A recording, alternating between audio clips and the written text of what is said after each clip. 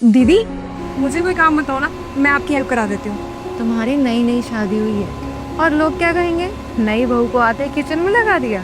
तो क्या हुआ दीदी, हर माना कि आप इस घर की बड़ी बहू हैं, तो इसका मतलब ये तो नहीं कि सारा काम आप ही करेंगी। बताइए, मैं कुछ काम कराती हूँ।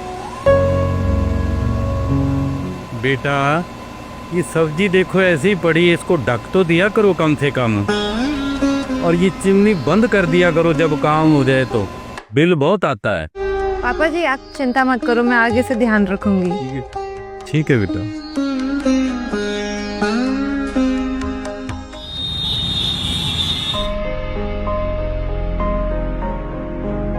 बेटा जब वहाँ बाहर बैठे हो तो इस कमरे का लाइट और एसी बंद कर दिया करो। पता पिछले महीने कितना बिल आया था? पापा जी वो सॉरी पापा जी, दिमाग से निकल गया था, आगे से ध्यान रखूंगी।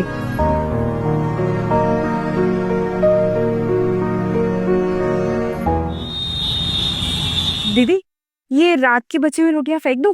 हाँ वो पर बेटे रोटियां बढ़ाया ही उतनी करो ना जितनी खाई जा सके, इतनी फालतू क्यों बढ़ाते हो कि फेंकनी पड़ती हैं? लेकिन पापा वो सॉरी पापा जी, वो गुरप्रीत की रोटी बच गई थी, उसने नहीं खाई थी, आगे से ध्यान रखेंगे। ठीक है, आगे से ध्यान रखना।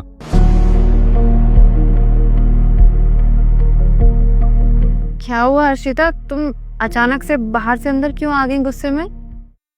दीदी आपको नहीं लगता कि पापा जी कुछ ज्यादा ही टोकते हैं? हाँ मैंने सुना था कि घरों में सास बहुओं को टोकती है, लेकिन यहाँ तो सब कुछ उल्टा ही हो रहा है। मम्मी जी तो कुछ कहते ही नहीं है, लेकिन पापा जी एक मौका नहीं छोड़ते टोकने का। और एक आप है जो उनकी बातों में जीजी जीजी करती रहती हैं, उनको तो कुछ कहती ही नहीं है आप। मैं उनसे इसलिए कुछ नहीं कहती क्योंकि मैं उनको समझती हूँ। मुझे पता है कि तुम्हें पापा जी की बात का बुरा लगता है, लेकिन पापा जी दिल के बुरे नहीं है। तुम्हें पता है, खास तुम्हारी जगह ना मैं खुद को देख रही। जब मेरी नई नई शादी हुई थी और मैं शादी करके घर पर आई थी, तो पापा जी मुझे भी ऐसा टोका करते थे और मुझे भी बहुत बुरा लगता था कि जब देखो पापा जी हर चीज के लिए टोकते रहते।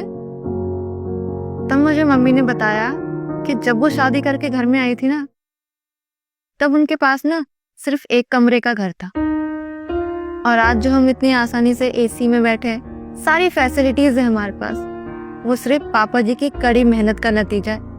तपती धूप में उन्होंने ना जाने कैसे कैसे काम किया होगा, तब जाके हमें सारे ऐशो आराम मिले।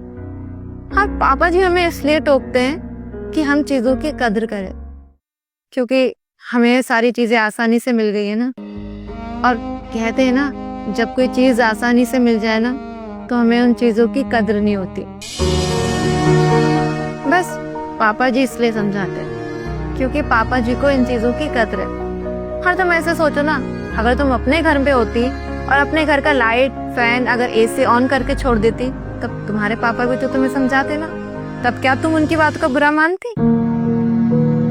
पापा जी हमको अपनी बहुएं नहीं मानते, बल्कि बेटी मानकर समझाते, तो हमें भी उनको ससुर जी नहीं पिताजी मानकर उनकी बातों को समझ लेना चाहिए।